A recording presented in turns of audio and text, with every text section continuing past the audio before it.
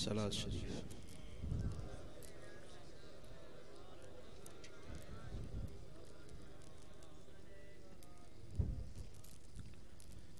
अल्हम्दुलिल्लाह रब्बिल आलमीन वस्सलातु वस्सलामु अला अशरफिल अंबिया'i वल मुरसलीन सय्यिदिल अव्वलीन वल आखिरीन क़ाइदिल गुर्रिल मुहज्जलीन हबीबिना मुहम्मदिन व आलिहि व अस्हाबिहि अजमईन। अम्मा बाद फ़अऊज़ु बिल्लाहि मिनश शैतानिर रजीम। बिस्मिल्लाहिर रहमानिर रहीम। सुब्हानल्लज़ी खलक़ल अज़वाज कुल्लहा मिम्मा तुंबितुल अर्द व मिन अनफुसिहिम व मिम्मा ला यअलमून। सदक़ल्लाहु मौलानल अलीयुल अज़ीम। इन्नल्लाह व मलाइकतहु युसल्लूना अलन नबी या अय्युहल्लज़ीना आमनू सल्लू अलैहि व सल्लिमू तस्लीमा। अल्लाहुम्मा सल्लि अला सय्यिदिना व मौलाना महबूबिना मुहम्मदिन व आलिहि व अस्हाबिहि अजमईन। मुझा प्यारा दोस्तों, बुजुर्गों, भाइरों,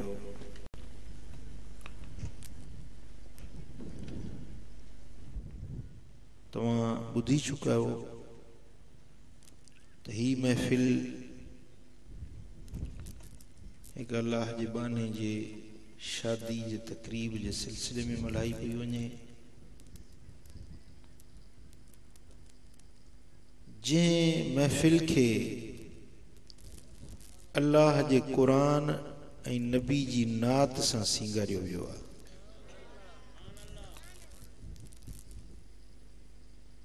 ऐं इहा ॻाल्हि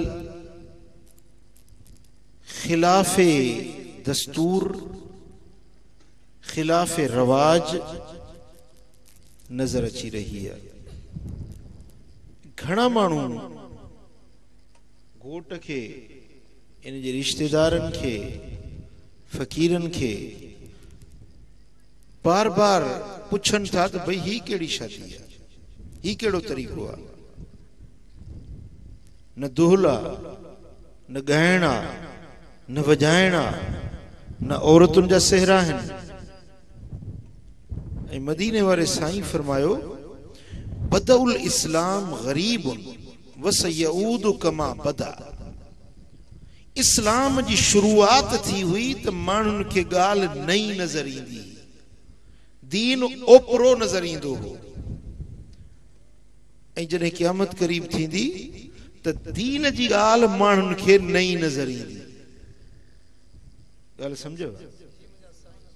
माण्हू बार बार पुछनि था त ही शादी जो तरीक़ो कहिड़ो आहे, छो त माण्हुनि जे ज़हननि में वेठल आहे त शादी उहा आहे जंहिंमें ॻाइण वॼाइण हुजे, रक़्स हुजनि, डांसूं हुजनि, मुजरा हुजनि, जेको दस्तूर बणिजी चुको आहे। पर जस हुजे इन घोट खे, इन काज हलाइण वारनि खे लख रहमतूं हुजनि। अल्लाह इन्हनि खे शाद ऐं आबाद कंदो, रब इन जोड़े खे सलामत रखंदो। अल्लाह जे दर ते दुआ है त रब करीम इन्हनि जे घराणे खे ख़ुशि ऐं आबाद रखंदो। जन सुहिणे सरदार जे सुन्नत ते अमल करे मदीने वारे साईं खे राज़ी कयो आहे। अगर के दुनिया जा माण्हू रुठा हूंदा, कावड़िया हूंदा, बिरादर जे माण्हुनि खे ॻाल्हि नई लॻी हूंदी, पर तव्हांखे मुबारक आहे जो अल्लाह राज़ी आहे, मदीने वारो साईं राज़ी। वरी बि चओ न सुभान अल्लाह। शादी थींदी आहे, बिरादर कावड़ियल हूंदी आहे त उन्हनि खे माण्हू परचाईंदा आहे, परचाईंदा आहिनि। अदा ख़ुशी जो मौक़ो आहे, सभु मिट माइट गॾु हुजनि, रुठलनि खे परचाईंदा आहिनि। अजीब सोच आहे, दुनिया जे माण्हू रुठल हुजनि, उन्हनि खे परचाए पंहिंजे काज में शरीक कंदा आहिनि। गैर शरई गुनाह वारो तरीको इख्तियार करे राज़ी थियल रब खे रंजाईंदा है, मदीने वारे मीर खे रुसाईंदा है। मुखे जवाब दियो, बिरादर सजी राज़ी कई पर मदीने वारो साईं नाराज कई, या शादी आ या खुशी आ? जवाब दियो। हाँ,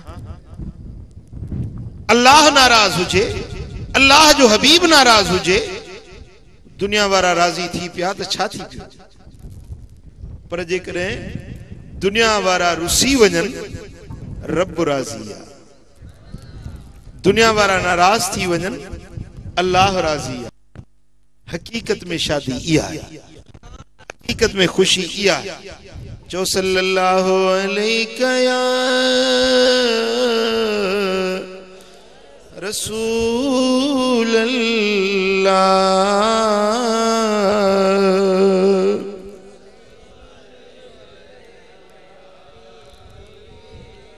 सल्लल्लाहु अलैहि या रसूल अल्लाह।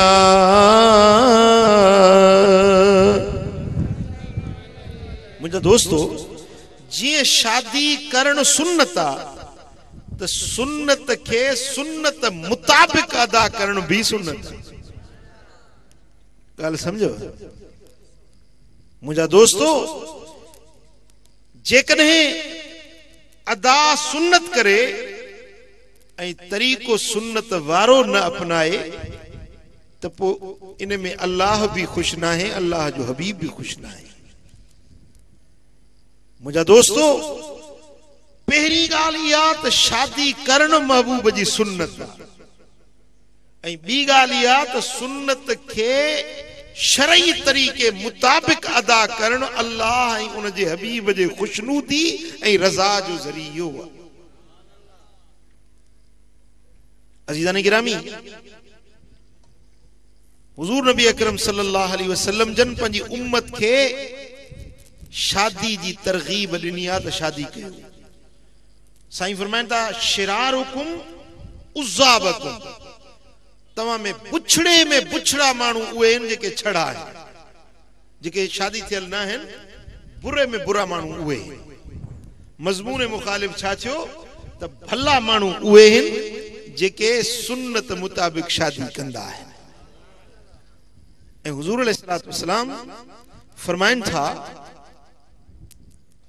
अद्दुनिया मता, अद्दुनिया मता व खैरु मता दुनिया अल मरअतु सालिह। मुझे सोने लजपाल नबी फरमायो तो ही दुनिया थोड़ो सामान आ, ही सारी दुनिया थोड़ो सामान आ। जिन को मानू परदेस में निकरंदो आ, बैग या थेलो खणी निकरंदो आ, हाने सफर में उनजी सारी मिल्कियत सारी पूंजी या बैग, इन पूंजी के इन सफर में गॾु खयल शइ के मता सरबो आ। अदा मुझो मता ही आ, सिंधी में चवंदा आहियूं अदा माल मता, मुझो माल मता। माल तो हर को समझे दो, पर मता केड़ी शइ आ? साईं फरमाइनि था त ये सारी दुनिया जेका है सा सब थोड़ो मता वा, जे सफर में को मानू बैग या थेलो या छबो पाण सां गॾु खणी वेंदो आ। ही सारी दुनिया थोड़ो सामान आ, पर महबूब फरमाइनि था तो दुनिया जो भले में भलो सामान बुधाया केड़ो आ। सामान मता छो खणबो आ? पंहिंजे सुख जे लाइ, पंहिंजे ज़रूरत जे लाइ, पंहिंजे सहूलत जे लाइ सामान खणबो आ। कपड़ो खणंदो, पेट जे सूर जी, मथे जे सूर जी गोरी खणंदो, अदा सफर में वञा तो यो मता मुसा गॾु हुजे, ज़रूरत जो शइ। साईं फरमाइनि था त तव्हां दुनिया जो मता जेको गॾु कयो था, उन में भले में भलो मता अथव फर्मा बरदार घर वारा। छा? भले में भलो मता फर्मा बरदार घर वारे।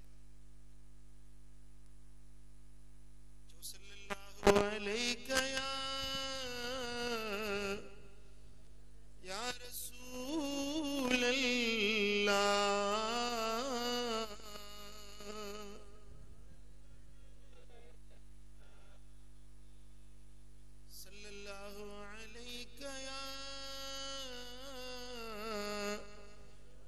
रसूल अल्लाह।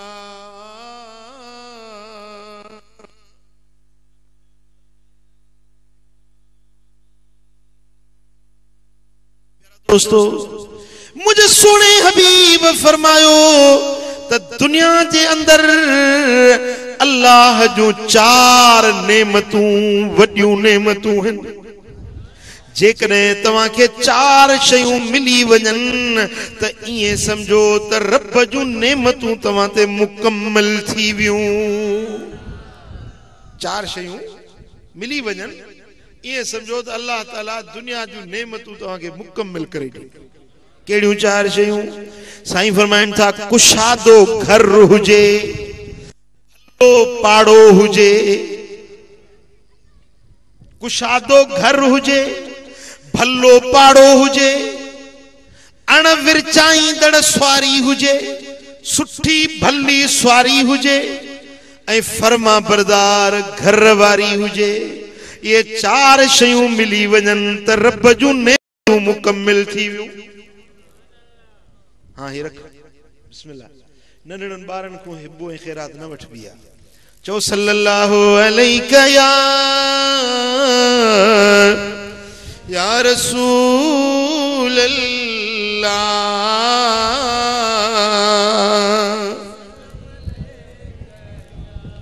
मोहब्बत सां मिली चो सल्लल्लाहु अलैका या। चार शयूं मानू जे भाग जी निशानी हिन। फर्मा बरदार घर वारी, कुशादो घर। कल लाड़काने में वियासीं, हिकिड़े घर में रहायूं। एॾो सोढ़ो घर हुजे, एतिरो तंग घर हुजे, अन्न जूं बोरियूं उते रखियूं हुजनि, घर जो सामान बि हुजे, खटूं बि हुजनि, त हीअं हलण जी घिटी न पई मिले। मुखे महबूब जी हदीस याद अची वई, मुझे सोने सच फरमायो। हाँ अकरे वारा जिरेब में लोढ़ो ॾेयूं घर ठायूं वेठो, कुशादो घर, हवाऊं थधियूं वेठो खाई। कराची हैदराबाद में वञी फ्लैटुनि में ॾिस वेचारा रहिया पिया आहिनि, बिजली बंदि थी वञे त ॼणो अज़ाब में पिया, बचड़ा पिया रोअनि, रड़ियूं दाऊं कनि। सोढ़ो घर निभाग जी निशानी आहे। बेफरमान घरवारी निभाग जी निशानी आ। बुरो पाड़ो निभाग जी निशानी आ। स्वारी न हुजे, पर जे स्वारी हुजे त सुठी न हुजे। घोड़ो थस त कुंड ॾींदो वतेसि, गाड़ी थस, कार थस, मोटरसाइकिल थस, झंग में अचे खराब थी पवे। बीठो आ काढ़े में, गर्मी में स्कूटर पंचर थी वियो। अज़ाब आ न उन महिल। हाणे जेका स्वारी पाण खे खणण वारी हुई, हाणे उनखे खणणो पइजी वियो, उनखे धिकणो पइजी वियो। साईं फरमाइनि था त चार शयूं तव्हांजे भाग ऐं बख़्त जूं निशानी अथव। फर्मा बरदार घर वारी माण्हू जो भाग आ, भलो पाड़ो माण्हू जो भाग आ, अण विरचाईंदड़ स्वारी, सुठी स्वारी, भली स्वारी इंसान जो भाग आ। ऐं कुशादो घर माण्हू जो भाग आ। ऐं चार शयूं निभाग जी निशानी हिन। बेफरमान घर वारी हुजे, बुरो पाड़ो हुजे, सोढ़ो घर हुजे, बुरी सवारी हुजे, या निभाग जी निशानी आ। जेकॾहिं तव्हांखे इन्हनि चार शयुनि मां का शइ मिली आहे त रब जो शुक्र अदा कयो। भला जेका खुटल आहे त रब खां घुरो, रब खां घुरो।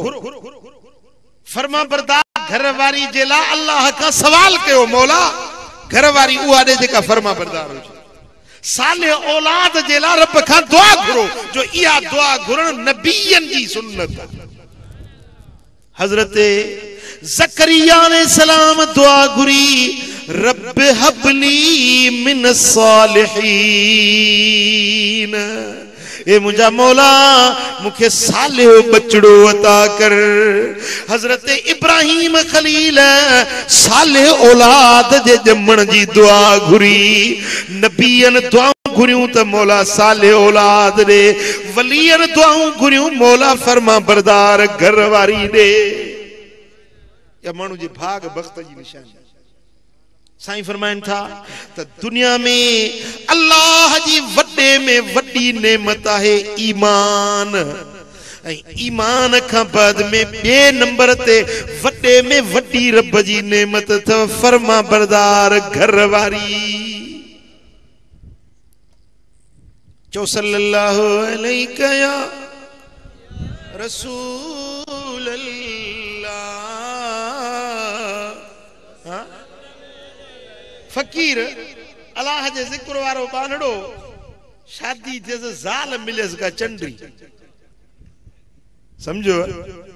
फकीर चो तो हाँ हे दुनिया सब मुखे मञे थी ये रन भिड़दा मञे ही नथी का करामत ॾेखारियांस पो मन मञे।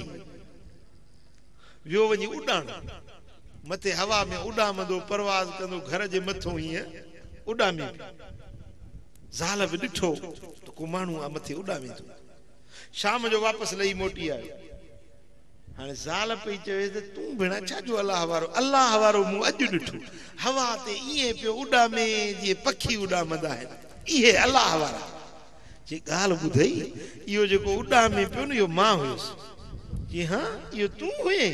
मां बि चवां त भेण तव्हांखे उॾामण ॾांहुं ई नथो अचे। आसीरा पासीरा लामारा पेॾे मुंहिंजो इझो थो किरे इझो थो ॻाटो भॼेसि इहो तूं हुए। ॻाल्हि सम्झव? हाँ जन बद दर सराय मर्द निको जन बद दर सराय मर्द निको हमदरी आलमस्त दोज़ख ओ। सादी रहमतुल्लाह अलैह तो फरमाए त मुड़स नेक हुजे ज़ाल वरी एड़ी मिलेस त पो दुनिया में ही दोज़ख थस। बियो दोज़ख वरी केड़ो थी? पर जेकरे मर्द भी नेका घर वारी भी नेक मिली वने त इयो घर जन्नत जो मिसाल हुंदो आ। सुभान अल्लाह।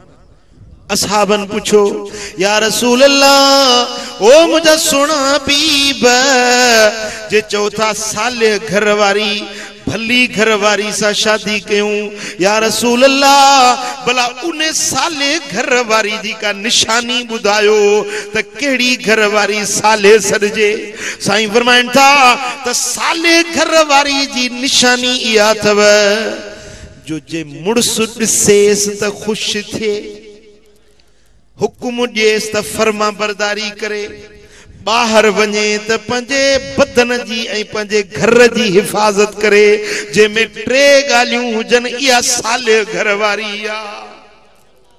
पहिरीं निशानी मुड़स ॾिसेस त खुश थी त मुंहिंजो वर आ मुंहिंजो घोट आ खुश थी। हिकिड़े फ़कीर शादी कई फकीर हुजे रंग जो कारो हबशी ऐं माई वरी हुजे सुण पंहिंजो चिटे चिटे चमड़ी वारी सुहिणे चेहरे वारी। फकीर चयो त ॻाल्हि ॿुध तूं बि जन्नत मां बि जन्नत। इहो भला कीअं? मुंहिंजी बुरी सूरत सब्र थी करी तुंहिंजी सुठी सूरत सब्र वारो बि जन्नत में शुक्र वारो बि जन्नत। अगर दीनदारी हुंदी न त पो सब्र भी हुंदो शुक्र भी हुंदो कमी बेशी ते हिक बे के बर्दाश्त भी कयो विंदो। साईं फरमाइन था त घरवारी फर्मा बरदार जी पहिरी निशानी इया थव जो मुड़स ॾिसेस त खुश थे त मुंहिंजो वर आ मुंहिंजो घोट आ ॾिसे खुश थी। ॿिए नंबर ते वतुतीअहु इज़ा अमर वतसुर्रुहु इज़ा नज़र। मुड़स ॾिसेस त खुश थे ऐं मुड़स को हुकुम ॾिएस त फर्मा बरदारी करे। मुड़स चवेस त ही कम कर उनजो चयो मञे। साईं फरमाइन था मदीने वारे साईं फरमायो त इहा साले घरवारी जी निशानी आ।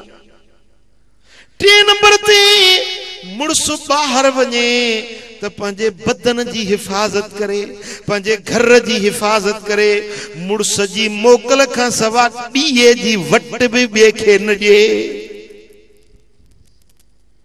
घर ऐं बदन मुड़स जी अमानत, उनमें ख़यानत न करे। या अमानतदार औरत साईं फरमाइन था जेडी मतलब मरंदी त जन्नत जा 8 दर उन जे लाइ रब खोले छॾींदो। हर दर खां सॾु थींदो ओ फरमा बरदार साले बानी हेॾो अच, ही तुंहिंजो दर जन्नत जो खुलियो पियो आहे तुंहिंजे लाइ। चो सल्लल्लाहु अलैका या रसूल अल्लाह,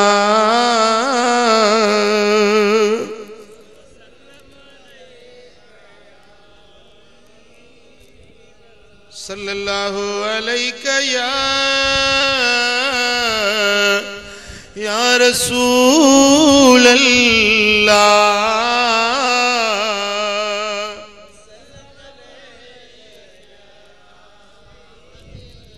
दोस्ताने मोहतरम, मुझे सोने हबीब फरमायो त शादियों कयो त ना कहू व तवालदू व तकासरू फइन्नी उबाही बिकुमुल उमम यौमल क़ियामा।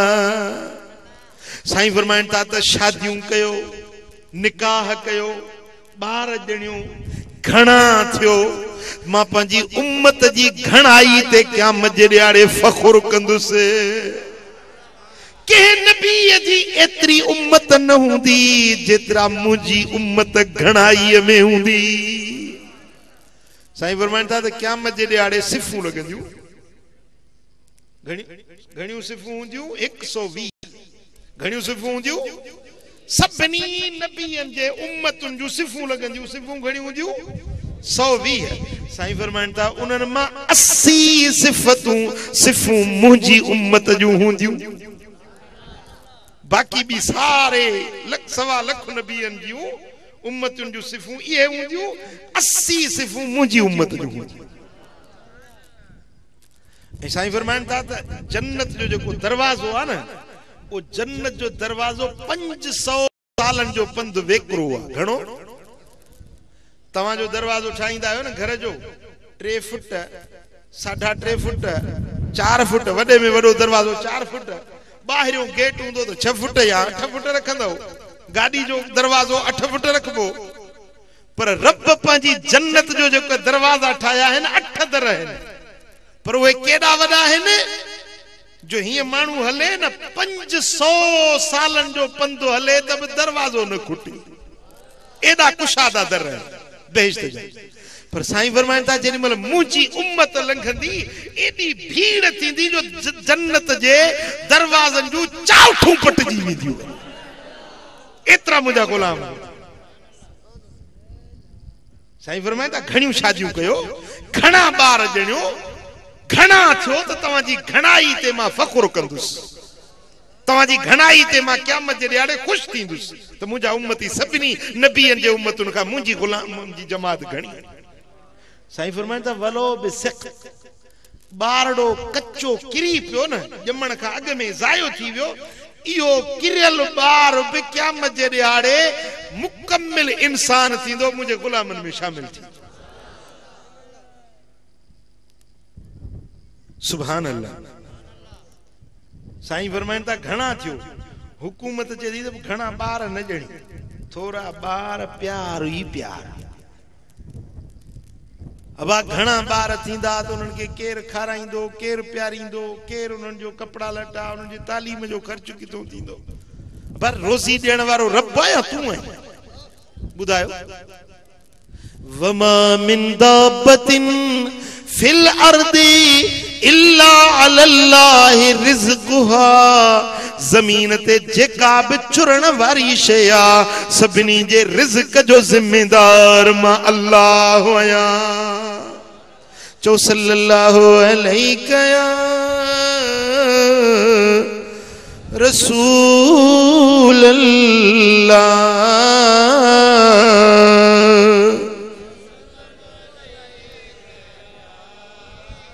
शादी करण मुझे सुने नबी जी सुन्नत आ, पर हाने ॿियो मरहलो आहे त शादी कजे कीअं। अॼु लियाकत फ़कीर जी शादी के माण्हू पुछन था यार हेड़ी शादी वरी ही कीअं रुगे आम मुल्ला जे गॾु थिया न को मंगण हार असांजे माण्हुनि वटि दुहल अहिड़ो ज़रूरी आहे जे क़ुरान मुसा मंगण हार खे वरी चवंदा साईं मंगण हार फ़क़ीर आहे वरी हो जेको टी जिन्स हूंदो आहे उन खे वरी छा चवंदई हिकड़ी न्याणी 7 क़ुरान हिकड़ो मंगण हार 7 न्याणियूं वरी हिकड़ो खदड़ो 7 मंगण हारनि खां मथे जदवल ही पहुची गाल समझो था हां सजो डी दुहल वजाइंदो असा चोदा यो दुहल जरूरी अचे दुहल का सवा शादी न थी पर यो दुहल उन जे मालिक वटी जलील सजो डी दो कुटेस सजो डी बिन सोटन सा तो मारे वरी हेतरो मारे मारे वरी बाहू बदी माफी भी कोन दो वठे जो माफ कजे हेतरो मारियो त माए गाल समझो था ना वो दुहल जेको पंजे मालिक वट जलील असा जोदा दुहल न वगो साजी शादी न थी मुझे सोने हबीब शादी कई हुजूर जे सहाबन जो शादियों थियूं मदीने वाले साईं जे न्याणियुनि जो शादियों थियूं मुझा दोस्तों अहले बैतन जो शादियों थियूं भला हाने कुरान हदीस के पढ़ी ॾिस त शादी जो तरीको कीअं आ मुझे महबूब केड़ी शादी कई केड़ी तालीम ॾिनी शादी जो तरीको छा सेखारियो हजरत अनस रज़ी अल्लाह ताला ने फरमाए तो मदीने शरीफ में एकड़ी शादी थी फमा राइना इरसन अहसन कत मिन हजरत अनस फरमाए तो एड़ी सोहनी ए भली शादी असा पूरी जिंदगी में भी न ॾिठी सी वा केंजी शादी हुई हजरत मौला अली शेर खुदा जी शादी हुई हैदर करार जी शादी हुई घोट अली हुयो ऐं कुंवार नबी जी न्याणी हुई कुंवार जन्नत की मालिकानी सैयदा फातिमतु ज़हरा हुई हजरत अनस तो फरमाए त इन शादी जी असा के भी दावत मिली फहदरना इर्स अलीन व फातिमत ज़हरा हजरत अनस फरमाए तो हजरत अली ए बीबी फातिमतु ज़हरा जी शादी में असा हाजिर थियासी दावत में शरीक थियासी पो असा जे ला हेठ गादेलो विछायो वियो जे में खजी जा तांदूरा भरियल हुया वो हेठो लीफ भरियल विछाणो विछायो वियो असा उन ते जे वेठासी दस्तरखान लगायो वियो उनते हजरत अली जे शादी जो वलीमो असा के खारायो वियो जे में खजूर हुई पनीर हुयो गोश्त हुयो मानी हुई असा जेडी मल खाधोसी त एडो लजीज खाधो असा न खाधोसी मुझा दोस्तों उन शादी जे अंदर दुहल को न हुयो गायण वजायण को न हुयो गीच को न हुया सेहरा को न हुया टक्कर हण को न हुया असा वटा है न टक्कर घोट ऐं कुंवार के मिलाईंदा त हणंदा ता वट कोनन चुप थी विया आहियो अलाए थधि लगी थव हां टक्कर आहिनि या कोन घोट कुंवार के मिलाईंदा पहिरी रात शुरुआत कंदा टक्करन सा इब्तदा टक्कर सा पोइ बेचारा आहिनि सॼी जिंदगी टक्करन में ॻाल्हि समझ में अचे थी मुझा दोस्तों साइण फातिमतु ज़हरा जी शादी वई थिए पई बिनी जहानन जे सरदार जी लाडली दादुली न्याणिया डाज में छा ॾिनोस ब प्याला पानी पीण जा हिकड़ी खली हुई मश्क हुई पानी भरे रखण जी हिकड़ो गादेलो हो जंहिंमें खजीअ जा तांदूरा भरियल हुया आज जी चूड़ियूं हुयूं चक्की हुई जंड्र हुयो अटे पीहण जो ही बिनी जहानन जे सरदार जे न्याणीअ जो डाज हुयो जे चाहे ना तो पंहिंजी न्याणी खे छा नथे ॾेई सघिया ॿुधायो मदीने वारो साईं बिनी जहानन जो मालिक ऐं मुख्तार रब खजानन जो चाबियूं मुझे दिलबर नबी जे हथ में ॾेई छॾियूं आहिनि चाहे ना हीरा ॾिना मोती ॾिना सोन ॾिना ॾेई सघिया थे आओ कि न आहे इहो ईमान पर मुझे महबूब पंहिंजी उम्मत के आसानी सेखारी त उहो डाज ॾियो जेका तव्हां में पहुचो कर्ज खणी घणा डाज माण्हुनि जे देख वेख जे लाइ घणो डाज न ॾियो जेतिरी तव्हां में पहुचा ओतिरो डाज ॾियो सुभान अल्लाह मुंहिंजा दोस्तो जेॾीमहिल सैयदा फातिमतु ज़हरा जी रुख़सती पई थिए जेॾीमहिल अब्बे जे घर मंझां प्यारी न्याणी जी मोकलाणी पई थिए मुझा सोना हबीब पान हवेली में आया पंजी पाक दमन न्याणी का मोकलाइण जे लाइ रुख़सत करण जे लाइ बिनी जहानन जो सरदार पान आयो आ जेॾीमहिल हुज़ूर अलैहिस्सलातु वस्सलाम जन सैयदा फातिमतु ज़हरा वटि आया आहिनि त साईं जे मथे ते शफ़क़त जो हथ मुबारक रखियऊं ऐं न्याणी जे अखियुनि में ओॾीमहिल ॻोढ़ा हुया घर में जेके असहाबियाणियूं गॾु थियल हुयूं सहाबियाणियुनि मंझां हिकिड़ी सहाबियाणी चयो त हाओ जे अॼु फातिमतु ज़हरा जी अम्मड़ खदीजतुल कुबरा हुजे हा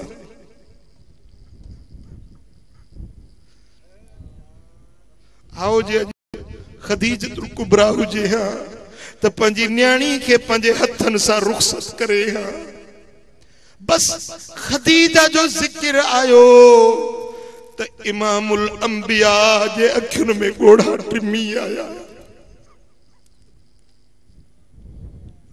अहिड़ियूं रिवायतूं कसरत सां मिलनि थियूं जो जॾहिं बि खदीजतुल कुबरा साईं जो जिक्र थींदो हो त सुहिणे सरदार जे अखियुनि में ॻोढ़ा अची वेंदा हुया हिकिड़े ॾींहुं बीबी आयशा सिद्दीक़ा अर्ज़ कयो या रसूल अल्लाह असां तव्हांजूं घर वारियूं आहियूं हुस्न भी रब ॾिनो आ फरमा बरदार भी तव्हांजूं आहियूं पर या रसूल अल्लाह उन कुराड़ी कुरैश औरत खे खदीजतुल कुबरा के याद करे तव्हांजे अखियुनि में ॻोढ़ा अची वेंदा आहिनि हुज़ूर फरमाइनि था ओ आयशा ज़बान बंदि कर मुंहिंजी खदीजा जे लाइ वधीक कुझु न चइजाए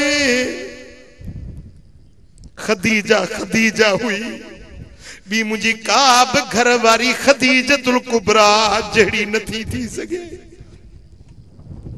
साईं फरमाइनि था ओ आयशा मक्के में जरे मु नबूवत जो ऐलान कयो त मक्के वारा मुखे पत्थर हणंदा हुया घट वध ॻाल्हाईंदा हुया मुखे इज़ार आसानी कंदा हुया पो जरे घर मोटंदो हुयुसि त मुंहिंजी फरमा बरदार घर वारी खदीजतुल कुबरा मुखे एड़ियूं दिलासा ऐं दिलदारियूं ॾींदी हुई जो मुंहिंजा ॾुख लही वेंदा हुया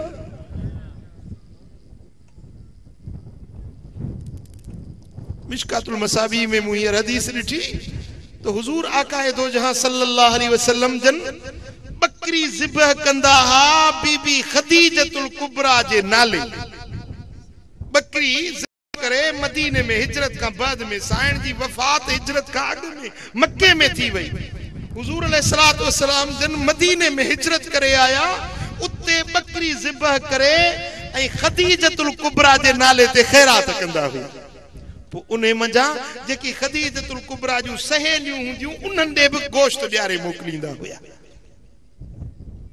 सुभान अल्लाह हुज़ूर जी घरेलू जिंदगी ॿुधो घरेलू जिंदगी बावजूद अल्लाह जो नबी आ पाक पैगंबर आ बेहिजाब रब जे दीदार करे अर्श मुअल्ला ते वञण वारो नबी आ पर पंहिंजे घरेलू जिंदगी मुझे सोने नबी जी में आ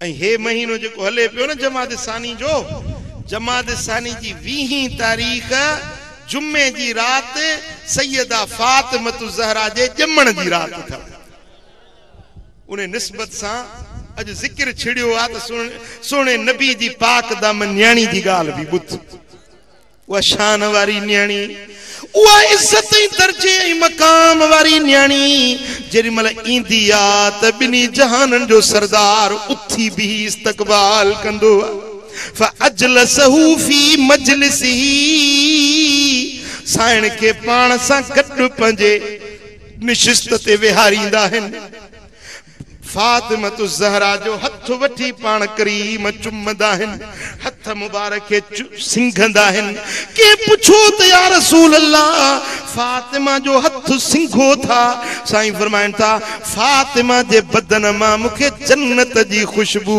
इंदी आ एडी प्यार वारी न्याणी जेडी मल रुखसती पई थे अजो अबाणो घर छड्यूं सैयदतुन निसा फातिमतु ज़हरा अजो अबाणे घर मजा रुखसती पई थे अली जे घर पई वने के सहाबियाणी चयो त हाओ जे अजो खदीजा हुजे हां त पजी न्याणी के पाण रुखसत करे हां बस खदीजा जो जिक्र आयो बिनी जहानन जे सरदार जे पाक अखियुन में लुड़क टिमी आया साईं करीम बीबी उम्मे ऐमन के फरमाइन था त ए उम्मे ऐमन अज फातिमा जी अम्मड़ मौजूद नाहे तू हिन जी अम्मा बणजी वञ हिन के वठी वञी अली जे घर पहुंचाए हां ही उहा पाक शादी हुई ही उहा दुनिया की हसीन तरीन शादी हुई ही मुकद्दस तरीन शादी हुई जेमें धूल कोन वगो हो डप कोन वगा हुआ बेंडू ऐं बाजा कोन वगा हुआ मुझा दोस्तों 60 सावण कोन थिया ओ मुसलमान ओ कलमे पढ़ण वारा सच बुधाए त तोखे तरीको मिठे मोहम्मद वारो थो बणे या शैतान वारो थो बणे गलायो जवाब दियो हिकड़ियों शैतानी रस्मूं हन बियो मुझे दिल पर मोहम्मद करीम वारो तरीको आ पो शैतानी रस्मूं कबूल आहिन या मदीने वारे साईं वारो तरीको हथ मथे गणी ऐलान हां पो जेकॾहिं महबूब जे तरीके ते हली तो पो दुख भी ईंदा आहिन महबूब जे गुलामन ते आज़माइशूं भी ईंदियूं आहिन जिस्मानी तकलीफूं भी ईंदियूं आहिन माली तकलीफूं भी इंदियूं हैं यो जिंदगी जो दस्तूर आ ये ना है तो को तकलीफूं नहीं दियो दुनिया आहे ही तकलीफ जो घर नबियन के भी तकलीफूं आयूं वलियन के भी तकलीफूं आयूं गाल समझो तवज्जो सां बुधण जी मुझा सोना हबीब नमाज पे पढ़न छा मदीने वाला साईं नमाज पे पढ़न जेरी मल सजदे में व्या विछू आयो मुझे महबूब के चे डंगो है मदीने वाले साईं के विछू डंग आयो हुजूर अलैहिस्सलातु वस्सलाम नमाज पढ़ी सलाम वरायो फरमायो त विछू ते अल्लाह जी लानत पवे न को नबियन खां था मुड़न न को उम्मत खां था मुड़न न को विछू नबी खां तो मुड़े न को उम्मत खां तो मुड़े हिन विछू मुखे डंगे विधो आ पो मदीने वाले साईं फरमायो तो पानी भी खणी चो लूण भी खणी चो लूण बांधो वियो पानी बांधो वियो पान करीमन पानी में लूण विधी उनके घुमायो जेमल लूण गरी वियो पानी में हबीबन करीमन वो हथ जिते डंग लगो हुयो न उन्हें के हथ बोड़ियो ऐ अलहम्द शरीफ पढ़न शुरू कियो सूरह फातिहा भी पढ़न पिया ऐ उन्हें पानी में बोड़न भी पिया बस थोड़ी देर में डंग जो असर खत्म थी वियो मुझा दोस्तों असल में उम्मत जे लाए हिकड़ी गाल पोइते छडणी हुई न त विछुआ जी केड़ी मजाल जो सरदारन जे सरदार के डंगे असल में हिकड़ो सबक छडणो हो त जिस्मानी तकलीफूं नबियन के भी इंदियूं नबियन के पैगंबरन के अल्लाह जे महबूब शख्सियतुन के भी तकलीफूं अची विंदियूं हन वरी महबूबन उन जो इलाज कयो इलाज केड़ो कयो बिट्टो इलाज कयो हिकड़ो तबई इलाज बियो रूहानी इलाज लूण पानी में विझी यो है तबई इलाज शयुन सा इलाज कर बियो हुंदो रूहानी इलाज जंहिंमें का दुनिया जी शइ इस्तेमाल न कजे, पढ़ण जे ज़रिए रूहानियत जे ज़रिए इलाज कयो वञे। अलहम्दु पढ़न पिया, इहो रूहानी इलाज हुयो। पाणी ऐं लूण सां उन में हथ मुबारक बोड़न पिया, इहो तबई इलाज हुयो। उम्मत के सेखारियूं त तकलीफ़ूं नबियन ते भी ईंदियूं आहिनि, इलाज करण नबियन जी सुन्नत आ। बीमारी जी दवा करण नबियन जी सुन्नत आ। दवा थींदी आ, शफा मिली वेंदी आ। शफा ॾियण वारो रब आ। तकलीफ़ूं भी रब जे पारां ईंदियूं आहिनि, इलाज करायो, तकलीफ़ूं रब लाहे छॾे। चओ सल्लल्लाहु अलैका या रसूल अल्लाह।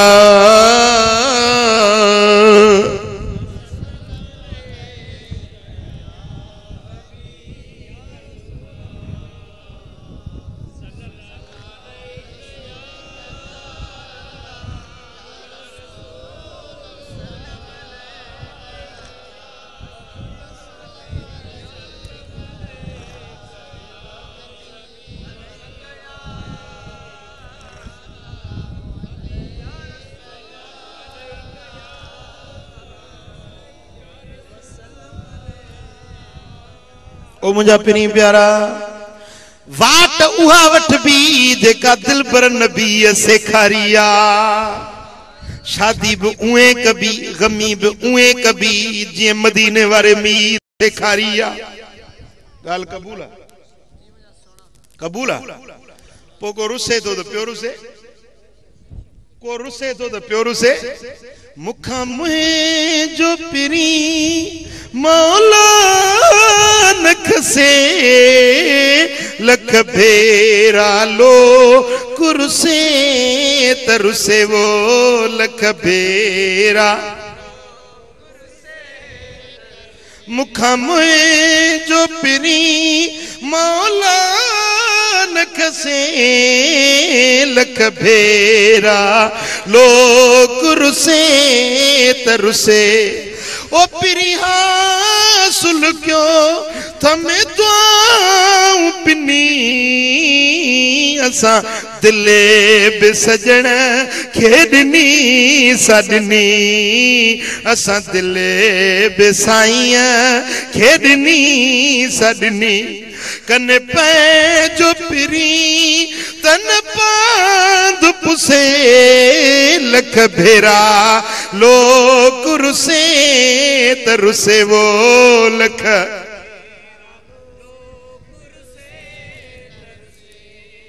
सुभान अल्लाह। दुनिया रुसे परवाह नाहे, मेहणा मिलन घबरायो न।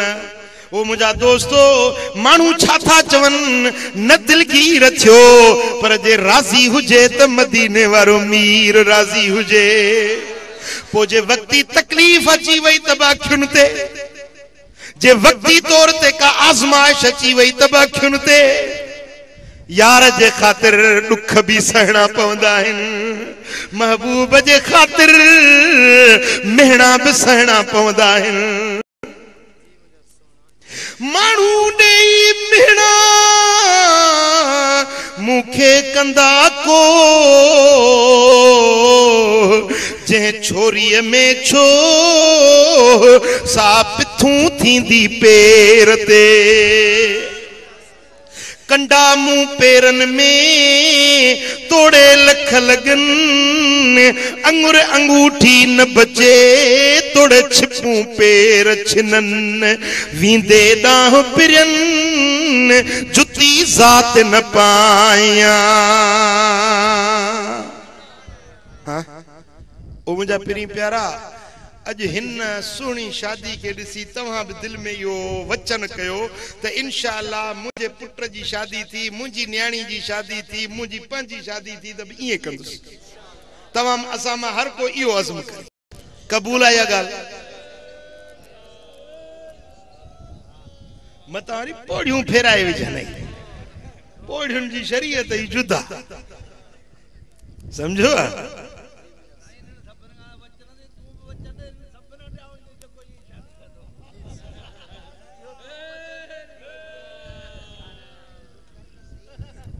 तू कर तुझी शादी ते मां ईंदुसि इंशाअल्लाह, तोसां वचन।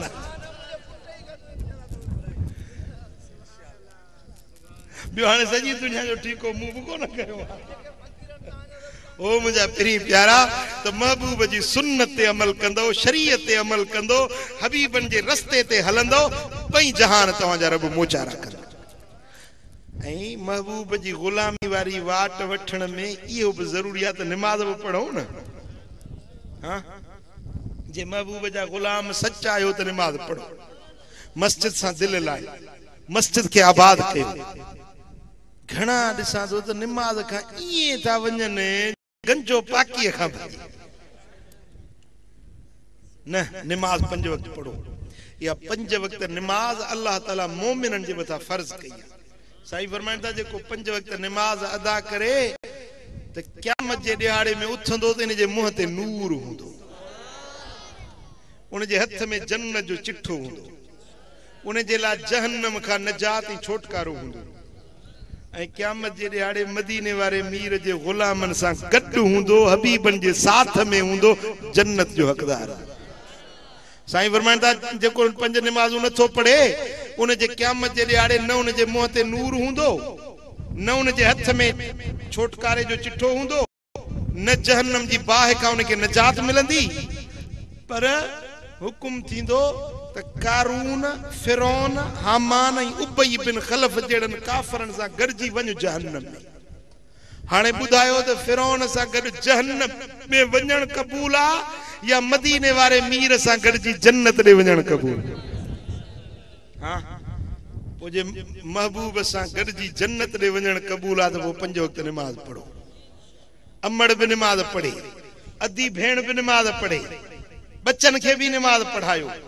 घरनि में भी निमाज जारी कयो कबूल है यार हथड़ो मथे खण मान ॾिसां वरी हाँ 5 वक्त निमाज पढ़ो हलाल खाओ दीन जे रस्ते ते हलो महबूब जी सुन्नत ऐं शरीयत वारी वाट ते हलो तव्हांजा 2 जहान रब मोचारा कंदो रब करीम मुंहिंजो चवण तव्हां असांजो ॿुधण पंहिंजी बारगाह में क़बूल ऐं मंज़ूर फरमाई तव्हांखे ऐलान थियो अल कलम किताब आहे पढ़ो ऐं ॿियनि खे बि पढ़ी ॿुधायो ऐं इन में तबरुकात आहिनि जंहिंजी ज़ियारत करण सां बि अल्लाह ताला तव्हांखे रहमतूं ऐं बरकतूं नसीब फरमाईंदो सोने सरदार जे मुबारक हथनि जी ज़ियारत करण सां बि अखियुनि जी निर्त चिटी थींदी समझो था त इहो किताब वठो पढ़ो ऐं पंहिंजे बच्चनि खे बि पढ़ायो अल्लाह राज़ी मदीने वारो साईं राज़ी थी अल्लाहुम्मा सल्लि व सल्लिम व बारिक अला नबियना मुहम्मद وعلى آله وصحبه أجمعين اللهم يا رب بالمصطفى بلغ مقاصدنا واغفر لنا ما مضى يا واسع الكرم